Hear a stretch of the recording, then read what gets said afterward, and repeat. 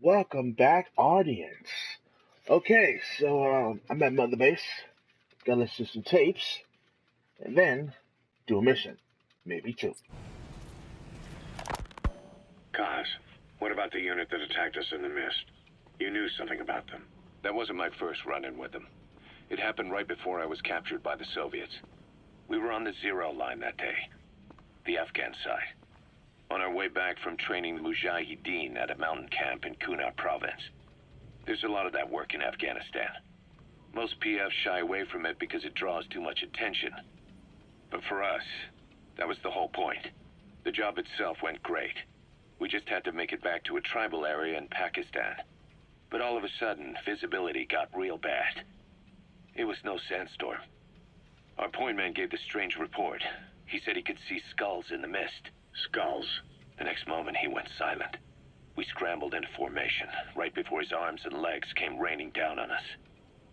It was always supposed to be a dangerous mission, so I had Diamond Dog's very best with me. We were calling out to each other. But one by one, the voices just went dead. Whatever happened to me, I lost consciousness before I knew it. When I came to, I was in a Soviet camp, tied to an interrogation chair. Could they be some new Spetsnaz unit? No. The ones that interrogated me were just the average rank and file. Whatever group attacked us, the way they moved was just insane. And that mist, appearing out of nowhere. The Soviets don't have tech like that. If they did, Ocelot would have heard about it. I doubt the West does either. Otherwise, the folks at Langley would be sleeping a lot easier. Why'd they come after you? Wish I knew. I'm the only one who survived. Though I don't think they planned it that way. If I was their target, they wouldn't have just handed me over to the 40th Army. Whatever the case, we need to watch our step until we know who they really are. And boss, if you ever do run into them again, don't try to take them on. You just get the hell out of there. When I first started dealing with Zero, with Cypher, it was a somewhat parasitic relationship. Though, a mutually beneficial one. Cypher had no army of their own, so they wanted us.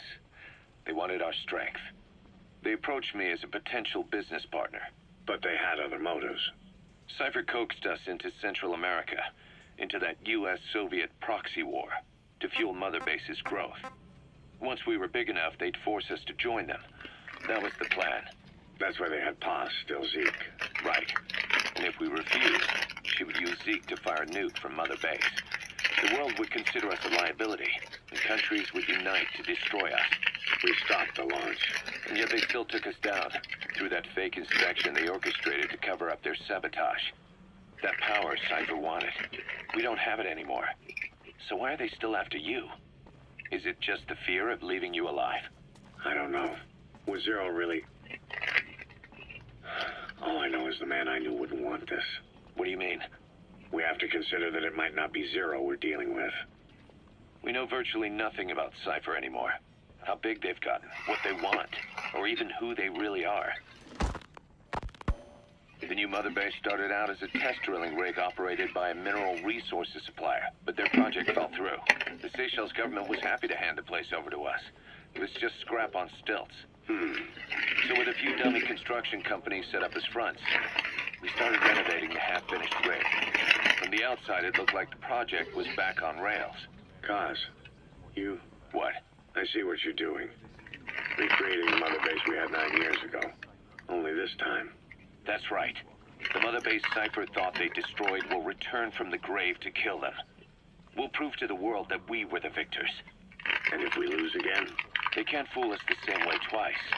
Now our enemies are in plain sight. And when our organization gets too big, we split it across companies. Any company that draws attention gets liquidated, and its capital is back-channeled into a new company. Most PFs are small-time operations anyway. And in this business, the minnows go bankrupt all the time. We've never aroused suspicion. Plus, we have Hewick. Hewick?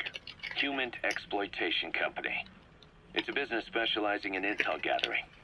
Think of it as a civilian intelligence agency. Kaz, that's... Remember what they were trying to accomplish at the prison facility in Cuba? That gave me the idea. We dispatch moles into conflict zones around the world, and each sets up an intel network on site. Then they stay in place to give us stable points of contact when other nations intervene in the complex. Hewick's strength is that it has a cutout at each level. You get your job from one guy, then you hand it off to another. No one has direct access. It's a perfect black box. Hewick members also work their way into the superpowered intelligence agencies to make sure Diamond Dogs gets work. We have those countries by the balls. That's our deterrent when we need it. Networking? In the intelligence community? Sure, that's how we've grown this far. And when you go out on missions, intel from Hewick will be there to back you up. But despite all that, Cypher has its eyes on us. The only reason I'm not dead is that they needed to know where you were. Figured if you woke up, I'd go straight to you. That's why you made that ruckus at the Zero line. Yeah, to make their own surveillance work against them. I think it took some of the heat off Cyprus. Kaz. Then I just had to wait for you to save me. And I've gotten used to waiting. Kaz. That's not all. It was a good chance to scout the market. And with the West wanting the Soviets out of Afghanistan, their agencies are bursting at the seams with funding. Boss, let's start by building up our Afghan presence. Why put Mother Base in the Seychelles? We're at the center of the world here. We're all the way out in the Indian Ocean. Come on. Lebanon, Sri Lanka, East Timor, and Africa. From here, our reach extends to conflict zones the world over, including Afghanistan, of course.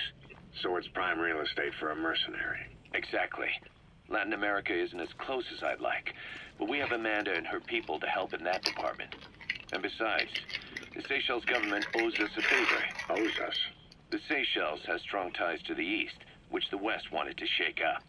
It came to a head 3 years ago in an attempted coup. It was a force of South African mercenaries with U.S. backing behind the scenes. They were only platoon size, but South Africa is home to some heavy PFs, too much for the Seychelles to handle. In the end, they accepted help from the Tanzanian army and quelled the coup. We set up the deal and handled on-site tactical instruction. That led to some training work for the Seychelles military. And when we put down a mutiny within their forces, well, we made a lot of people happy. They don't pay us. They just let us have a piece of their offshore territory on the promise we'll come running if something else happens. So we're bodyguards, too.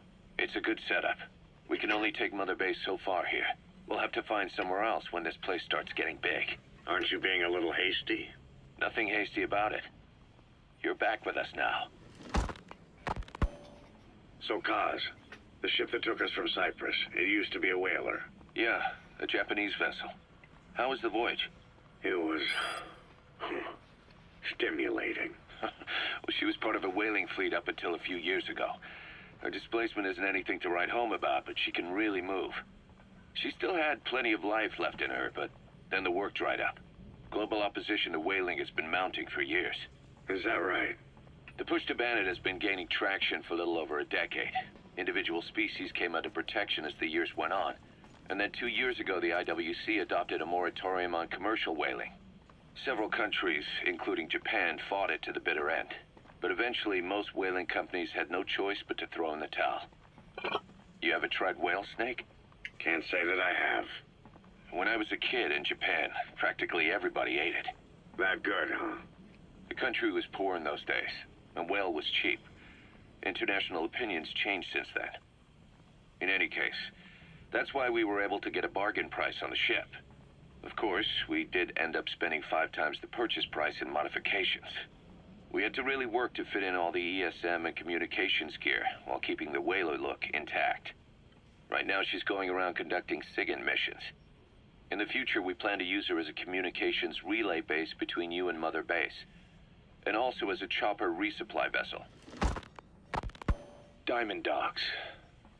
The word diamond originally comes from the Greek adamas. It means indomitable, unyielding. Other words for the stones often mean eternal bond, fortitude, or purity. The same is true of the Star of Bethlehem flowers you laid on the boss's grave. They represent innocence, as well as chastity, yielding to no man while maintaining one's virtue. In other words, staying loyal to something.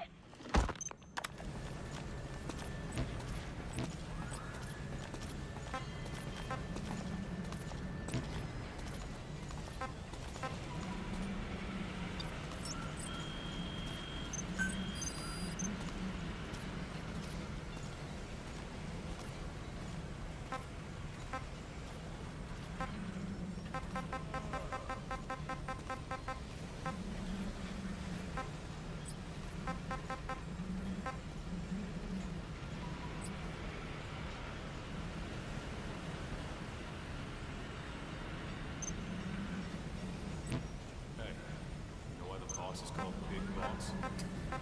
Everybody knows that. There was this unit in World War II called the Cobras. The commander was a woman called the Boss. They say she was the mother of modern-day special forces. Anyway, so she defects to the Soviet Union. America's afraid she'll leak all kinds of military secrets. They assign a man to kill. Yeah, our boss. Big Boss. And once the boss was dead, he was given a name to signify he had surpassed her. They carried out a one-man infiltration of the Soviet Union. Even though he was injured, he was one tough son of a bitch. Yep. But I also heard the boss was his mentor. They were involved. And that was why he turned his back on America. Boss, information warfare is more than just intel gathering. It also means disrupting enemy communications. Your mission is to punch a hole in the comms network between the Soviet outposts. That'll cut off their means to call in reinforcements. Technically, we were given this mission by a Western-backed Arab organization supporting the guerrillas. But it'll also give us a leg up in the future. Take a look at the location of the Eastern Communications Post on your iDroid. Head there and destroy its comms equipment. He who controls information controls operations. Just look at Cypher. Good luck, boss.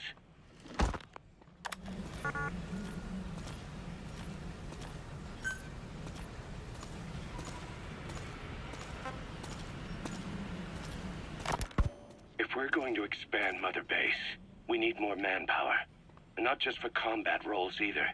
R&D, the support unit, intel, each demands a different set of skills. If we want to achieve what we've set out to do, Diamond Dogs has got to get stronger. There's a Soviet engineer I want to have join us. He was the one who built your prosthesis. With him on our side, who knows what sort of enhancements he'll come up with for it. He tried to defect but didn't make it, and now he's being held prisoner at Waksin Barracks. Find this engineer and get him out. Having him on our R&D team will go a long way to helping Diamond Dogs grow.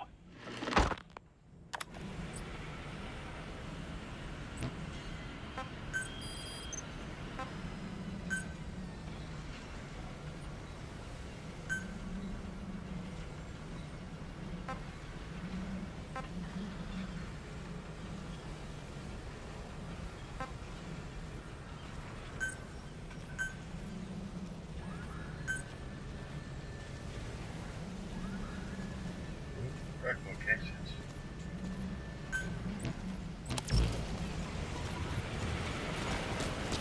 We don't have enough materials, boss.